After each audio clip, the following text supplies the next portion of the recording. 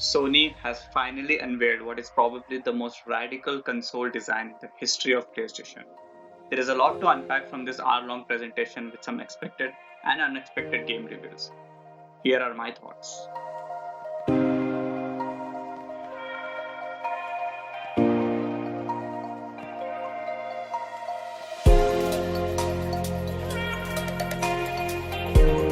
Kicking off with the most insane reveal of the show, Spider-Man Miles Morales.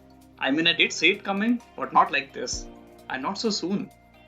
If you remember, most of the early PS5 talks in the Wired interviews took Spider-Man PS4 as a prime example to showcase how PS5 can handle open world games with practically no load times and fast travel that is actually fast. So it should come as no surprise that they kick off the holiday season with the Spider-Man game for PS5. I'm gonna be honest, this trailer made me rethink my strategy of buying a PS5 at launch. But getting back to the game itself, it feels more like an expansion than a full sequel, and I think Spider-Man 2 will still be a thing in 3 to 4 years that will continue Peter's story. Either way, this is pretty cool. The next game I want to talk about is Project Athia from Square Enix.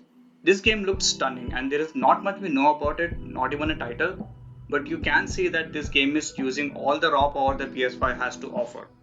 Many of these project titles end up changing a lot by the time of the release, but let's hope this one changes for the better. I'm really looking forward to this one. There are a couple more games I want to talk about before we get into the console itself. Resident Evil 8 Village was announced. This was a weird one for me. I mean, it's natural to expect amazing things after Resident Evil 2 and 3 remake, but maybe it's just me. The graphics are okay, I guess, kinda last gen, and also Chris Redfield looks like he ate a lot of pizzas during the quarantine. I'm not nearly as excited as I should be. Let me know down in the comments what you thought about this. Horizon 2 Forbidden West was one of those titles I expected to show up. This game obviously looks amazing and it appears we will be exploring a lot more locations this time around, even underwater. I'm genuinely excited about this one. There was no direct gameplay shown, but everything shown was running on a PS5. So I'm curious to see how the game actually plays, if that makes sense.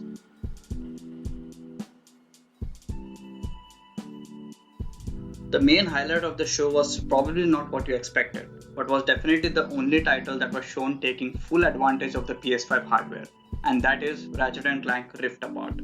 They showed a good amount of gameplay and the Rift tech was basically Sony saying, yep, no more load times. This lets you leap from planet to planet instantly. Clank also showed off some pretty neat ray tracing reflections on his meta body. Everything looked fast, dense, and beautiful. Things that would have been never possible on the PlayStation 4 systems. I could talk in length about this, but maybe in a separate video. Let me know in the comments if you want to see that. But now, let's get into the beef of the showcase.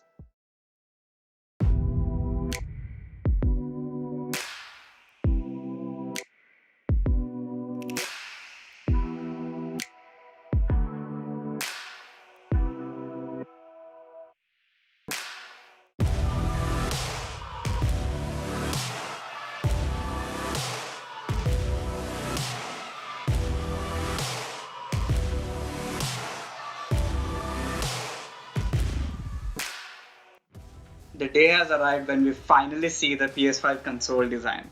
I gotta admit, I was not expecting such a futuristic looking design for the PS5.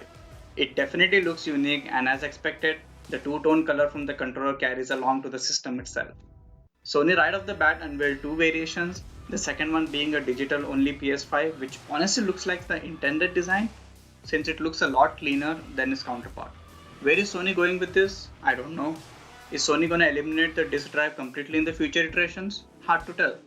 But they are going head on with this bold design. They also showed off a bunch of accessories like the charging dock for controllers, a Pulse 3D headset, and a media remote.